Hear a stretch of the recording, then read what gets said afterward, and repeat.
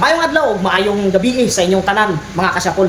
Kung tuod, atong yaging adlaw, na ako'y gipatag-an nga manok sulod sa karton nga kung unsa bang kulura.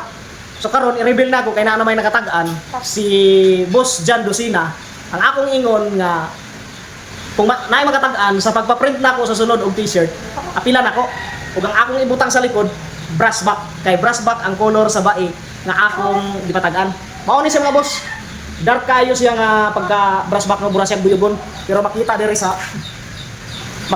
dughan. Oh. Anak tuod ni og 2 times winner. Og karon ato po ning paliwatan sa atong 2 times winner sa breeding season na kay wala pa man ni aron ni.